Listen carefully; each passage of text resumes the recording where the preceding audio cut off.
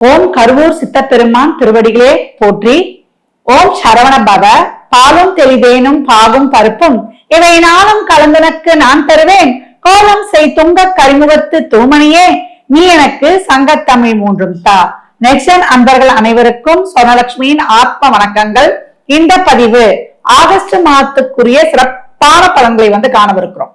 இந்த ஆகஸ்ட் மாசம் 12 ராசிகளுக்கும் என்ன மாதிரியான சாதகமான பலன்கள் பாதகமான பலன்கள் நடக்க போகுது, நம்ம எப்படிலாம் முடிவு எடுத்துக்கலாம், எந்தெந்த காலகட்டம் நம்ம எந்தெந்த மாதிரி செயல்களை செய்யலாம், ஒரு திருமணம், ஒரு குழந்தை பாக்கியம், இல்ல ஒரு வீடு கட்ட போறாங்க, இல்ல ஒரு லோனாவது கிடைக்குமா, ஒரு முயற்சி எடுக்க போறோம், இந்த காலகட்டம் இந்த முயற்சியை செய்யலாமா அப்படின்னு பல்வேறு கேள்விகள் இருக்கு. மாணவர்களுக்கு எனக்கு இந்த கோர்ஸ் தான் வேணும், இந்த காலேஜ் தான் வேணும், எனக்கு எப்படிப்பட்ட ஒரு கல்வி அமையும் இப்படின்னு பல சந்தேகங்கள் இருக்கு.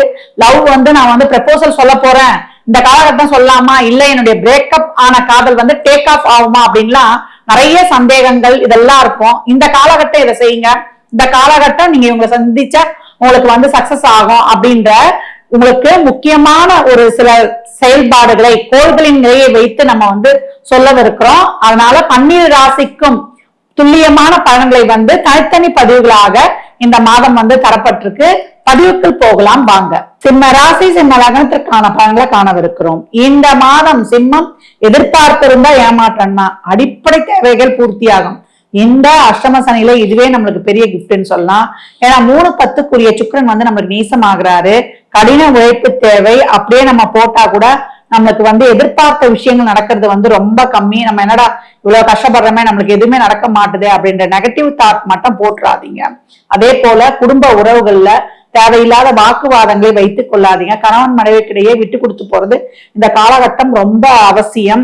அதே போல 8ல் சனி இருக்கிறதுனால அவர் 2ஆம் இடத்தையும் பார்ப்பாரு. பணம் கொடுக்கல் வாங்கல், வாய் வார்த்தை, ஜாமீன் போன்ற விஷயங்கள்ல ரொம்ப கவனமாக இருக்கணும். ஆர்கியூமெண்ட்டை வீட்டுல மட்டும் இல்ல, வெளியில தொழில் செய்யற இடங்கள்ல கொஞ்சம் கவனமாக இருப்பது ரொம்ப சிறப்பு. மேலதிகாரிகள் உடன் பணிபுரிபவர்களை இந்த காலகட்டம் அனுசரித்து செல்வது ரொம்ப அருமையான பலன்களை உங்களுக்கு இந்த எடுத்து தரோம் அப்படின்னு சொல்லலாம். பாரகாதிபதியான செவ்வாய் உங்களுக்கு 11ல இருக்கிறாரு. அதனால நான் இப்ப லவ் சொல்ல போறேன், நான் அவங்க இல்லாம நான் இருக்க முடியாது அப்படின்னு முட்டாள்தனமாக இருக்கக்கூடாது. ஏன்னா செவ்வாயை பொறுத்த வரைக்கும் உங்களுக்கு பாரகாதிபதி. அப்ப அவங்க லவ் பண்ணவே மாட்டாங்க, நீங்க தேவதாசனால அவங்க பின்னாடி தெரிஞ்சுக்கிட்டு இருப்பீங்க. ஒரு தலை காதலாக இருக்கும். அதெல்லாம் மாணவர்கள் படிக்கக்கூடிய காலத்தில் படிக்கிறத நீங்க கவனம் செலுத்துங்க. ஏன்னா அந்த சிம்மம் இந்த லவ் எல்லாம் போயிடுச்சுன்னா டவுன் டு எர்த் ஆயிடும். சிம்மம் பெரிய கெத்து, அப்படியே அப்படியே மிடுக்கா தெரிவாங்க, யாருக்குமே அடிப்பணிய மாட்டாங்கலாம். அப்படிலாம் கிடையாது. இது யாருக்கான ஒருத்தர் புடிச்சு போச்சுன்னா அப்படியே டவுன் டு எர்த்தா இருக்கும். அதனால இந்த காலகட்டம் கவனம். மாணவர்களுக்கு நிறைய சவால்கள் காத்திருக்கு. பொறுமை, நிதானம் கடைபிடிங்க. வேகம், கோபம் வேண்டாம், விவேகத்தோடு செயல்படுங்க. உங்களுடைய திறமை என்ன, உங்களுடைய அறிவு என்ன, உங்களுடைய வித்தை என்ன, உங்களுடைய நாலேஜ் என்ன, உங்களுடைய தனித்தன்மை என்ன, செயல்படக்கூடிய ஒரு விழிப்புணர்வு கொண்ட மாதமா இருக்கு. அதனால அனைத்துலயுமே நீங்க கடினமான உழைப்பை போடும் பொழுது, விடாமுயற்சி செய்யும் பொழுதுதான் உங்களுக்கு உரிய பலன்கள் கிடைக்கும்.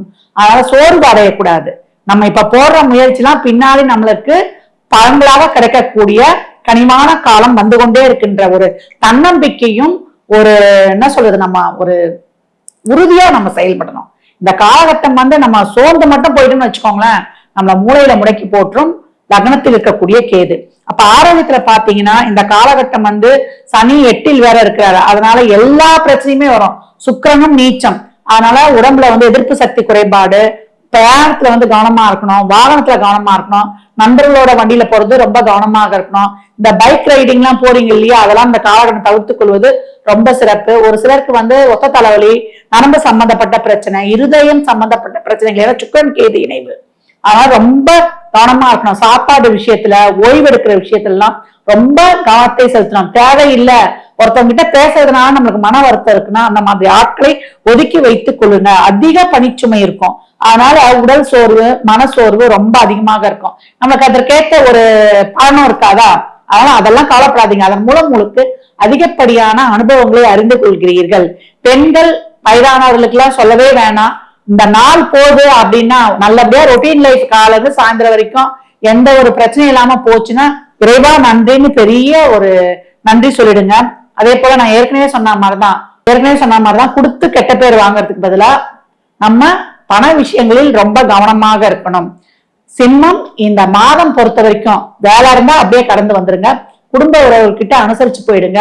உங்களுக்கு பிடிக்கலையா அந்த இடத்துல வார்த்தைகளை தவிர்ப்பது ரொம்ப சிறப்பு. உங்களுடைய முயற்சி, உங்களுடைய எஃபர்ட் எவ்வளவுக்கு எவ்வளவு போடுறீங்களோ இப்ப பலன் கிடைக்கலனாலும் பின்னாடி அதற்கான பலன்கள் இருக்கு. ஒவ்வொரு நொடியையும் அது உங்களுக்கு கிடைத்த ஒரு அற்புதமான ஒரு பாக்கியம் நினைச்சுக்கோங்க. உங்களுக்கு உழைப்பை போடுங்க. உங்களுடைய உழைப்பு பின்னாடி உங்களுக்கு பெரும் பலனாக சேரும். திருமணம் சார்ந்த விஷயங்கள்லாம் இந்த மாதம் முடிவெடுக்க வேண்டாம். நம்மளால சரியா அதை முடிவெடுக்க முடியாது. லவ் ரிலேஷன்ஷிப்ல எல்லாம் நீங்க ஹாய் பாயோட வைத்துக் கொள்வது ரொம்ப சிறப்பு.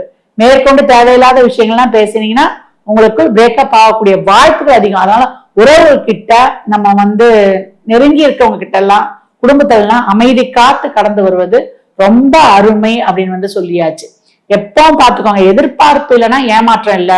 ஏற்கனவே நம்ம அன்றாட வாழ்க்கை நார்மலா போயிட்டாலே நான் ஏற்கனவே சொன்ன மாதிரிதான் இறைவனுக்கு மிகப்பெரிய நன்றியை தெரிவிக்க வேண்டியது சிம்மம். சிம்ம ராசி லக்னத்திற்கு நல்வாழ்த்துக்களை தெரிவித்துக் கொள்கிறேன்.